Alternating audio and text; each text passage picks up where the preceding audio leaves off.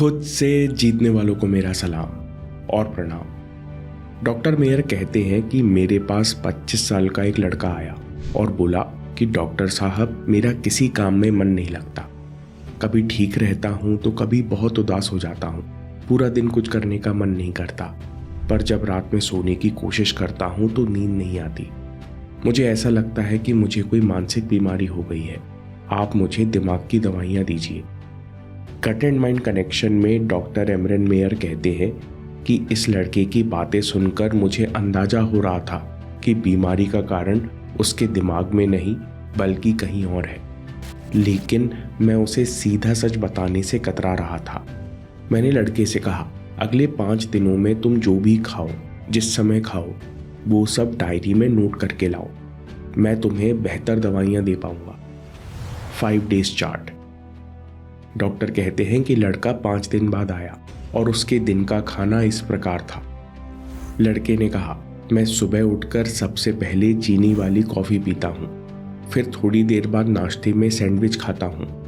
दोपहर का खाना थोड़ा भारी होता है, जिसके बाद मुझे नींद आने लगती है, तो मैं थोड़ी देर बाद कॉफ़ी पीता हूँ। रात को मैं मीठा खाने का शौकीन हूँ, खासकर आइसक्रीम।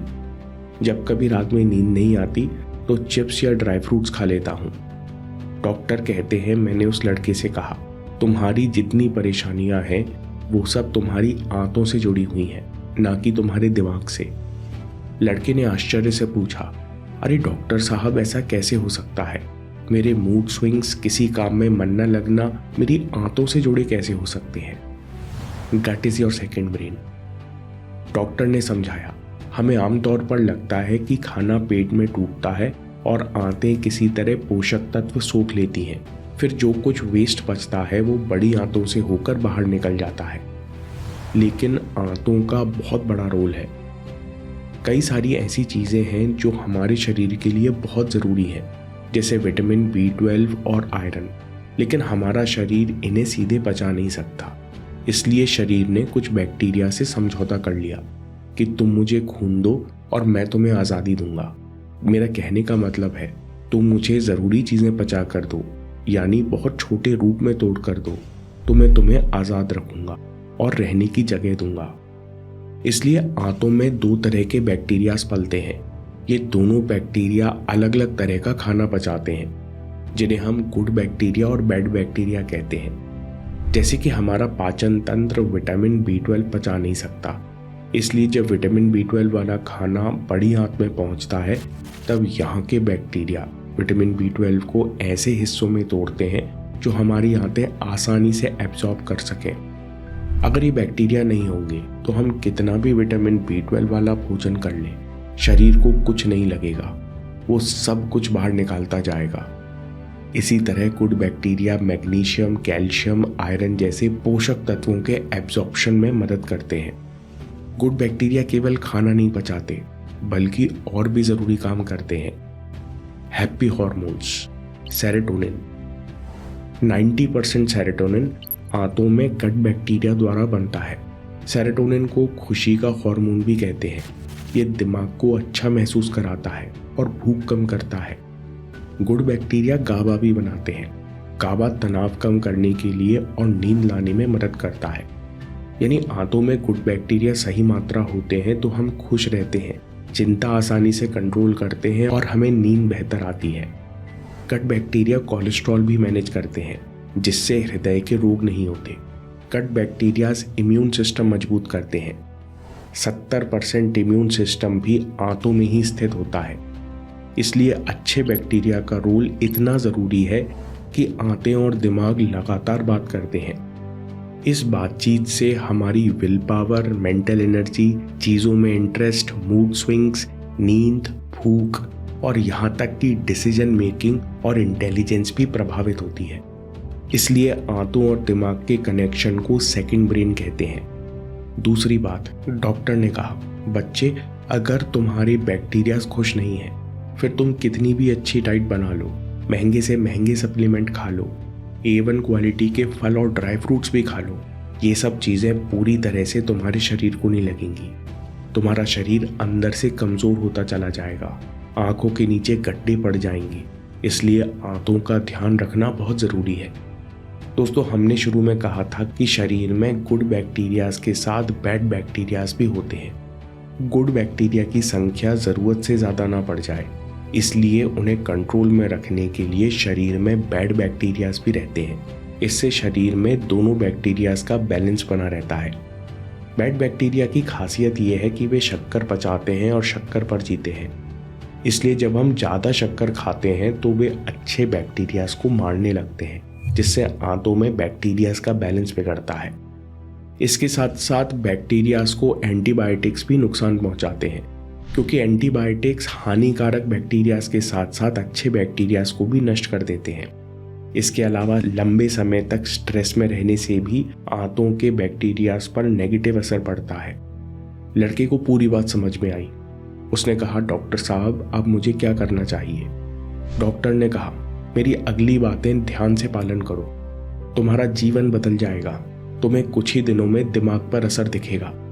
सबसे पहले आदतें ठीक करो और अपना मुफ्त में इलाज करो।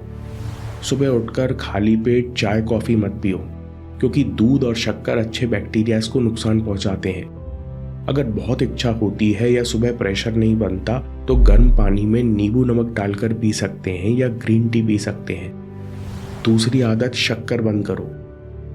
शक्कर बैड बैक्टीरियाज को बढ़ाती है और गुड बैक्टीरियाज को नुकसान पहुंचाती है। तीसरी बात, दूध पीना छोड़ो और 1 हफ्ते में अंतर देखो। जब गुड बैक्टीरियाज का संतुलन बिगड़ता है तब इंसानी शरीर दूसरे जानवरों का दूध पूरी तरह नहीं पचा पाता। इससे और तकलीफ पड़ती है। दूसरी बात, आज से 40 साल पहले जो हार्मोन फ्री दूध मिलता था वो अब नहीं मिलता। आज के दूध से शरीर का नुकसान होता है, इसलिए 2 हफ्ते दूध छोड़कर देखो, तुम्हें तत्काल फायदा नजर आएगा। एनर्जी लेवल और डाइजेशन दोनों बेहतर होंगे। अगली आदत, चबा चबा कर खाओ। इससे डाइजेशन मजबूत होता है। अगली आदत, रात का खाना सोने से 3 घंटे पहले खाओ। भरे पेट कभी सोने मत जाओ, इससे पेट में एसिडिटी बढ़ती है और अच्छे बैक्टीरियाज मरते हैं।